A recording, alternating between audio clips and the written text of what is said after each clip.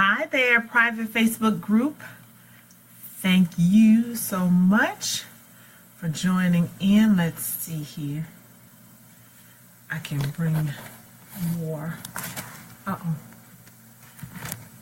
Let me see if I can bring you over.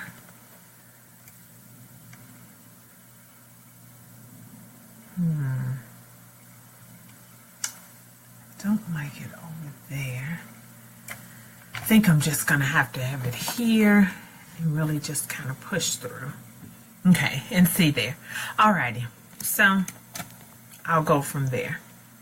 You know, it's always my intention to be respectful of your time as well as my time. So let me go ahead and get started.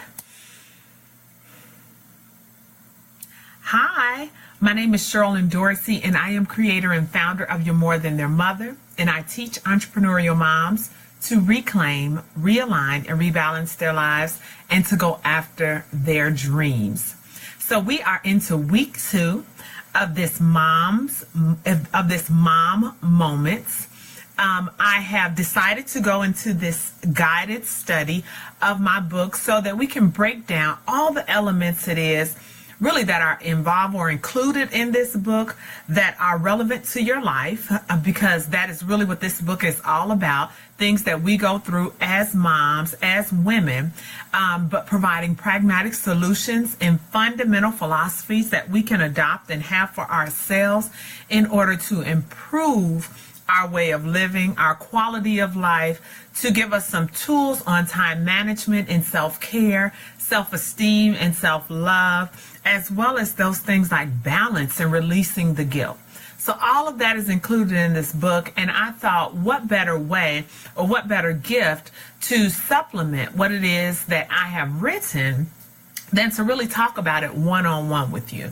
So these talks and these free webinars it is that I'm having, they're really important to me because I love the feedback it is that I'm getting from them and the aha moments that you have through this. And most importantly for me, and the reason why I wrote this book is because I want people to understand that you are not alone. The feelings it is that you are having, the guilt it is that we carry sometimes, the frustration, the anger, the elation, the depression, the weight gain, the weight loss, all of that kind of stuff. Sometimes when you're in the middle of those things, it feels like you're alone. And the truth is you are not alone. We've all either been there or are there right now. But it's my intention, it is my determination, it is my goal to let you know that there is a way out. And really, it's all about a choice. We have a choice in how it is that we feel. Okay? And so I want to give you some of these techniques week by week. It is that you can use in order to eliminate the things that no longer serve you and to illuminate the things that are now working for you and to duplicate them in order to create more of the results it is that you desire. Hey there, Cherie, on my private page. Hey, thanks for joining in. You said you'd be here, and there you are. Let me pull it up really quickly here on my page so I can see live and make sure. Alrighty, there you are. Thanks for checking in.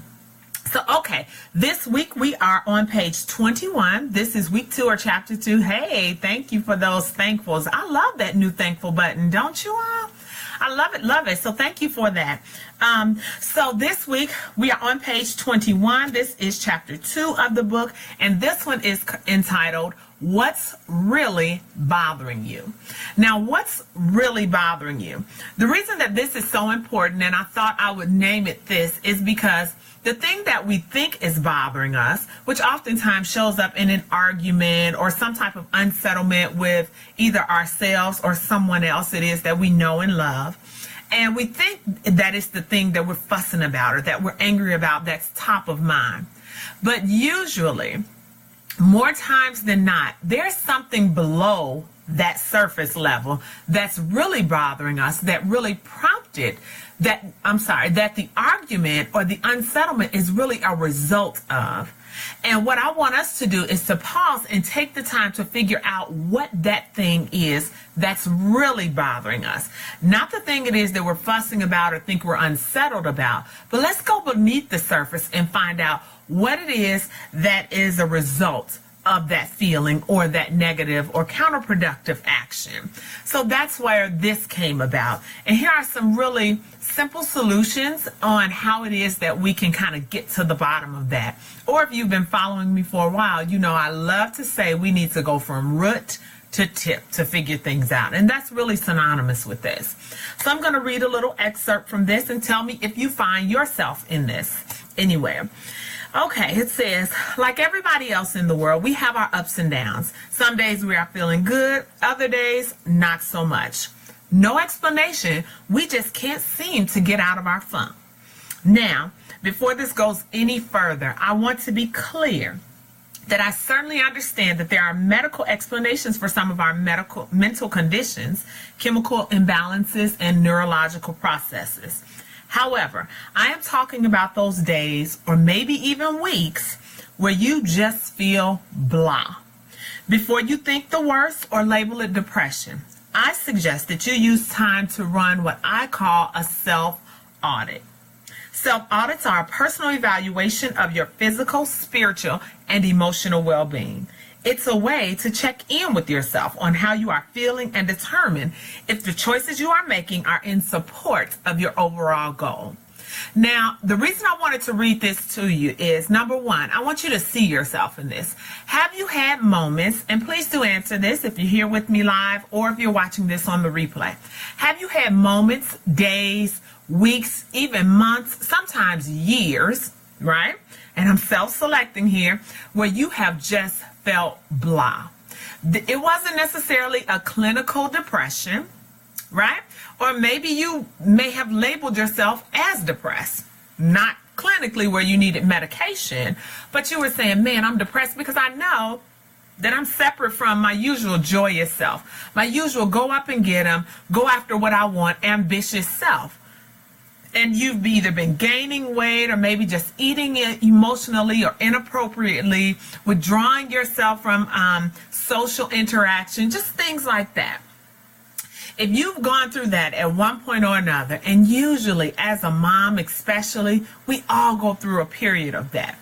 Not only because we have heightened hormones and things like that, but there are just these levels and these ebbs and flows in this journey of motherhood that we have moments where we feel insignificant.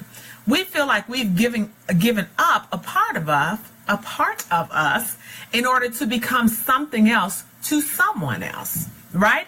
And while that's not a bad thing, for so long we have not been able to admit that because society has in many instances shamed us for feeling something outside of elation or thankfulness for being a mom.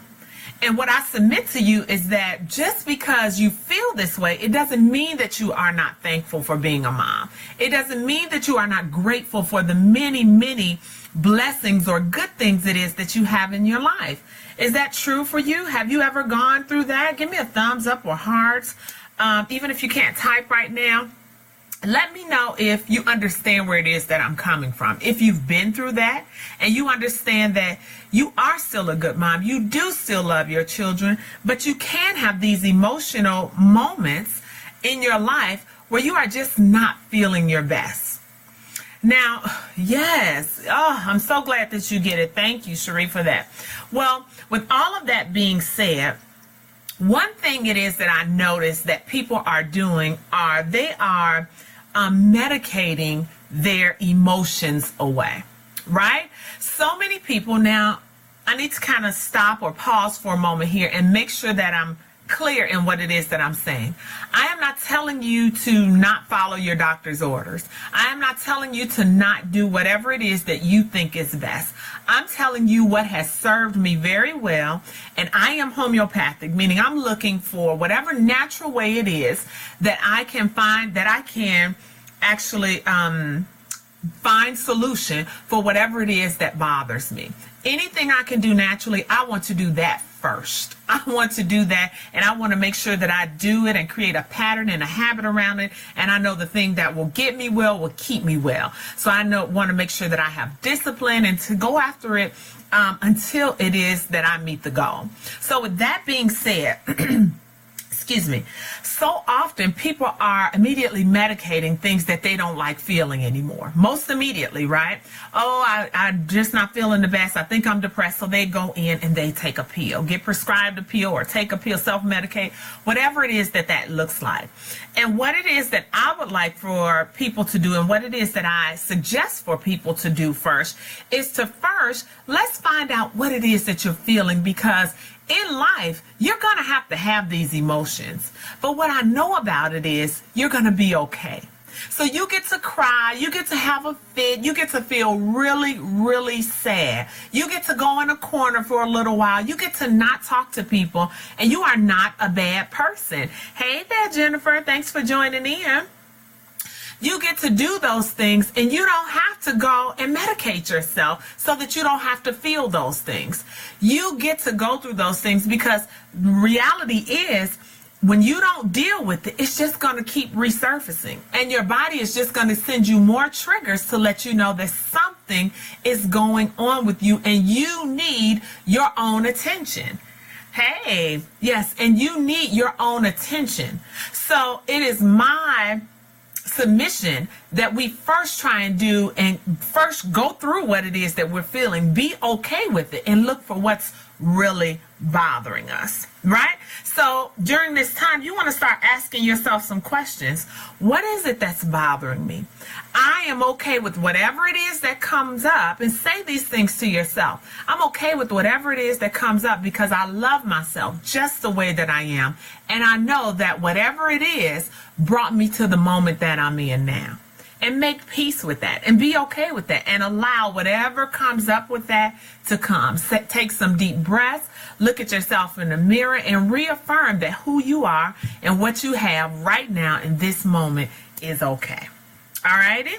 All right, so we'll start with that. And that's how we kind of go into those self-audits. I touched a bit on that verbatim through the words here in the book, but those are some tools that you can use to kind of go through that.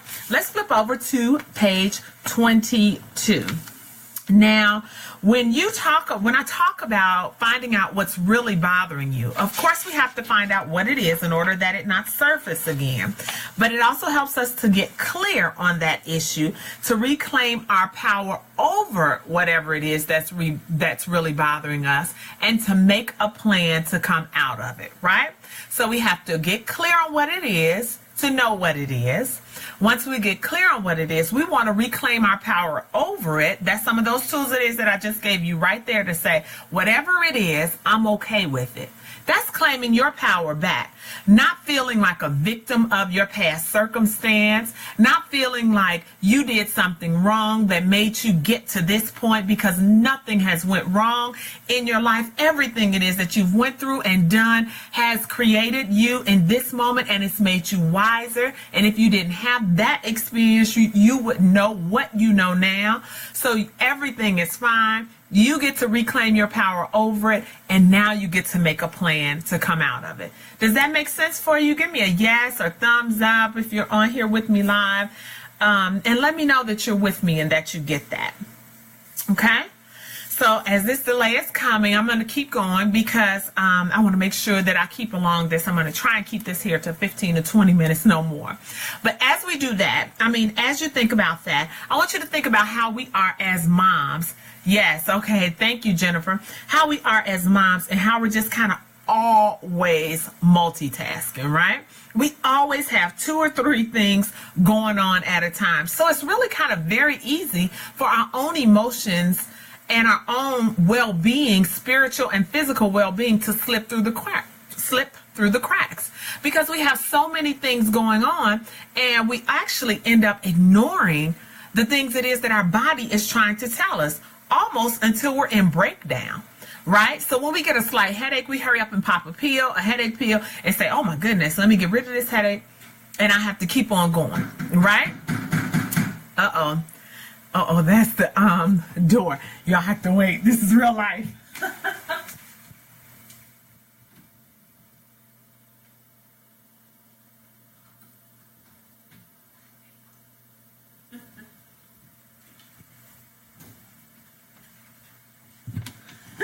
That's my snoops. Sorry about that. Okay, so we have all these things that are going on, and now we're kind of ignoring ourselves. Well, here's the biggest problem with that. Oh, Jennifer, isn't that so funny, right? This is real life. But here's the biggest problem with that. Not only are you ignoring what it is that your body is trying to tell you, oh yes, this is real life. Not only are you ignoring what it is that your body is trying to tell us, you have little people watching you now, right? Those little people are your children. You're now teaching your children to ignore the signs it is that are coming up within them and to put other people and other things in front of what it is that they need. Does that make sense for you? Are you understanding what I'm saying? On page 22 of my books, it really gives a more thorough explanation about how it is that we have these notable shifts. It is in our body, really these burnouts, these overcommitments it is that we're doing or that we're in the midst of. And then we just keep going until we literally break down. We literally break down. And in some of those modes, we call it depression, right? Some of those things, we call it overwhelm. We use all of these different taglines and these different names, whatever it is, but the bottom line is there is something deeper that's going on with us that is calling and aching for our attention, right? And now that we're doing these things, again, now we're teaching our children how to do it. Although we may not be teaching them these things with our words, our actions teach that. Hey, Kafra. Our actions teach them that. And children don't learn through what it is that we say. They learn through the clarity of our example. So we have to do something different if we want to break this legacy of overcommitment, of no self-care. This legacy of selflessness, it has to end, but it ends with you and through your actions. Okay, so with that being said, let me kind of move on here. Let me ask you this question, because it always kind of brings it home when I talk about how it is that we're affecting our children with this. So what I'm noticing, so with what it is that I've been saying, we're talking about how all of this overcommitment, this self-neglect, this, oh goodness, what is it? This burnout, what it is that we're teaching our children. And what it is we're teaching our children without words is that what other people want and need is more important than them. So now if our children, if we saw them acting this out in their life, meaning putting other people's needs before theirs, tell me what would your reaction be? Would you not immediately stop whatever it is that you're doing, pay more attention, and redirect their actions, teaching them that they come first over anybody else? Would that be a reality for you? Let me know. Yes, no, give me a thumbs up, a hearts, thankful, right?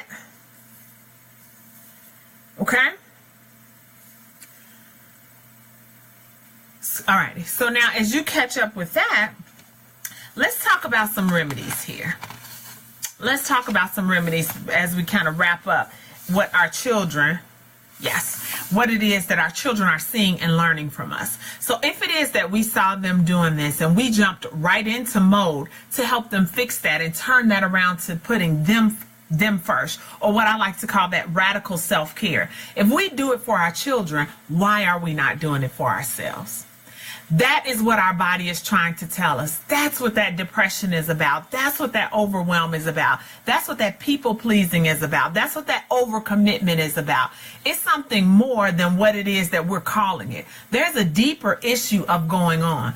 Somewhere along the way, you weren't taught how important you are. Somewhere along the way, you weren't taught self-love patterns. Somewhere along the way, you were taught that neglect or that selflessness is noble. And we have to turn that around if you're talking about being well emotionally, physically, and spiritually. And we know for sure if we saw our children demonstrating these types of behaviors that we would right away jump in on an intervention and get them corrected. And I'm telling you, I'm urging you that you have to do the same thing for yourself. And here are 3 tips on how to identify what's really bothering you. I mentioned this, but I want to say it again. Number 1, Clearly identify the issue. There are several ways to get clear on it, but my best advice is through meditation. Meditation is truly a time where you commune with your creator, your higher being, whatever it is that you call that or that looks like for you, and you get the answers it is that you need. You go deep within the recesses of your mind, the recesses of your emotions, the recesses of your whole entire being. And there's this connectivity level where there is this reciprocal communication going on between you. Yes, Cherie, you get it. There's this reciprocal communication going on between you and your higher being that's letting you know what direction it is that you need to take from there. Now, I need to go back here because I just realized here that I skipped over something for a second. I mentioned it, but I didn't really elaborate on it that I liked. And it was really from the reading it is that I had. And it was saying, oh goodness, when I mentioned that if the choice, it's a way to check in with yourself on how you are feeling and determine if the choices you are making are in support of your overall goal. Now, that's huge, and that's really the operative statement in that paragraph it is that I read, because you have to first know the goal it is that you have set for yourself. Know the goal it is that you want, and that's going to help you to guide your actions, because everything it is that you do should be in support of your overall goal. That leads me back to this piece on meditation. In whatever it is that you want, whatever goal it is that you set for yourself, you need clarity. You need to make sure that you are clear on what it is that you want to the point you're in. Because remember, you're going to add on and get more clarity, and so you're going to get even more specific, and all those things are fine. But I'm talking about starting right where you are right now, knowing what your goal is, going into meditation with that, and then releasing it to your highest self, releasing it to your highest power, in order that it can be manipulated and maneuvered, and clarity can be brought to you on what actions it is that you should be taking next. Are you with me on that? Are you with me on that? Just give me a yes, no, or hit those hearts or thumbs up, thankful, whatever. And then let me know, are you familiar with meditation? Walk in purpose on purpose. Oh, I love that. Oh, good. You're with me. You get it, Cherie. Are you familiar with meditation? Are you doing meditation for yourself now? Or is that something that you wanted to do in the near future? Do you think it's a benefit? Tell me a little bit about that. Alrighty, so with that, let's break down meditation. When I was saying you would be doing some communing here. Here are some simple questions you can ask yourself while in meditation. How can I take better care of myself now? Why am I feeling this way? Right? What should I do next? What is it that I really want? What do I need to be more aware of? Yes. Okay. I see that, Cherie. What is it that I need to be more aware of? Those are all fantastic questions, and those aren't listed in the book there if they were too fast for you. But those are ways that you can get started and get connected. You don't have to forever be tied to those, but it's a way to get started, and that's what you have to do. Get started. Find out what's really going on with you so that you can eradicate that, eliminate, readjust it, whatever it is you need to do in order to support your goal. But we have to root it up first. The second thing to do is to reclaim your power over it. Now, my breakdown of this is very simple. If you've lived for a while, you've probably heard somewhere along your journey, knowledge is power. That is the absolute truth and what I know for sure. Ignorance is not bliss. Don't believe the hype. Don't buy into the lie. Knowledge is power. When you know what is really bothering you, then you can better equip yourself to deal with it, and face the issue it is that you need to. Because when you don't know, you don't really know how to prepare for that. You don't really know how to equip yourself. You don't know how to adjust. Be unafraid of what it is that you need to do and know. Move forward, do it scared. If you have to be scared, you still have to do it. right? And once you know what it is that's going on with you, once you know the root of what's really bothering you, you can deal with it appropriately. You can get the counseling you need. You can get the coaching you need. You can go into the meditation. You can lengthen it. You can shorten it. You can talk to someone, whatever the case may be. But if you don't know, you won't know what to do. Okay? Tell me how that feels. Tell me if that makes sense and if that is empowering for you, right? Tell me about that. Alrighty? So as you do that, number 3, make a plan to come out of it. So now that you have gotten clear on what it is and you know and you have reclaimed your power over it, you've now got to say, okay, now that I know this, here's what I need to do to come out of it, or to be different, or to be who it is that I said I wanted to be. So I broke that down. And one way I said to do that is to write down your goal. The second way, say affirmations daily. The third way, learn how to say no to others and yes to you. Oh my goodness, that is so hugely important. Learn how to say no to others and yes to you. And so often my people pleasers resist this so much because they don't want people to be angry with them. They don't want people to think that they are ... or they don't want people to misinterpret whatever the excuses it is that they have and come up with in order to, I call that when people won't let go of things that don't serve them, like being a people pleaser, I call that arguing for your mediocrity. So all of the excuses they come up with to maintain that mediocrity, the bottom line is you have to say no to other people and yes to you and what it is that you want. Not only is it good for you, but it also is teaching your children the valuable lessons it is that you are trying to teach them. All righty? Love it. Move forward and do it scary. Yes, Cherie, you get it. Absolutely. So with that being said, here is my little wrap up, and I think that this is articulated perfectly. So I want to make sure that I leave you with this so there is no confusion. I'm on page 28 of the book. If you have not gotten the book yet, click the link in this caption and get the book. Join in with us through this guided study, but it's also just a great reference to go to because in life you go through things and you're going to have to read and reread things to reinforce and to make sure that you've got it. It took us years to get into these patterns of behavior and to learn this behavior. So it's going to take us some time to come out of it, to unlearn it, and to put in some new information or to replace it with some new information that serves us. So get the book. Get the book, share this video, and share this news with a friend and somebody else who you know could use the book. Let's see, Cherie. That's when it really hit for me. My girls are watching, and yes, to me is important. Absolutely. Absolutely. And usually as mom, Cherie, the truth is it doesn't hit us the way it needs to hit us until we think about how it's affecting our children. And that changes everything.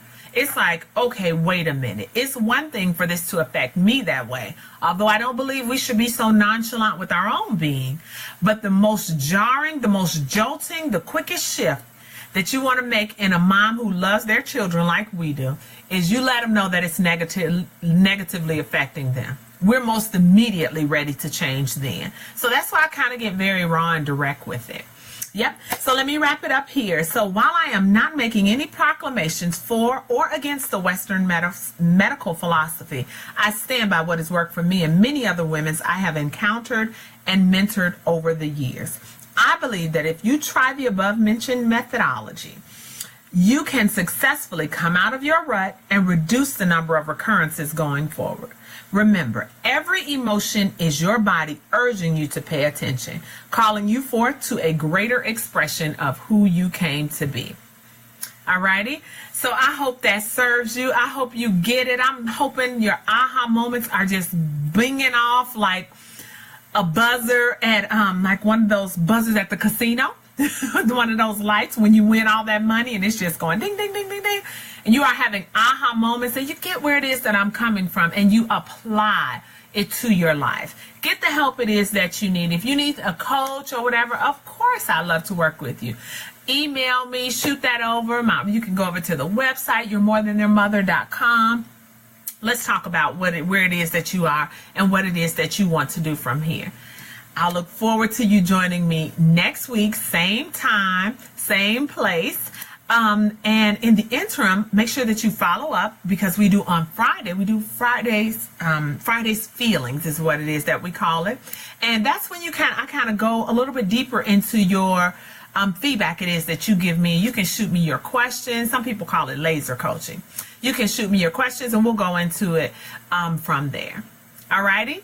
So thank you so much for joining me. Again, I hope this served you and met you right where you are. Until we see each other again, remember, it's time to move beyond everyone else's expectations of who you ought to be and become the woman you thought that you could be. Bye.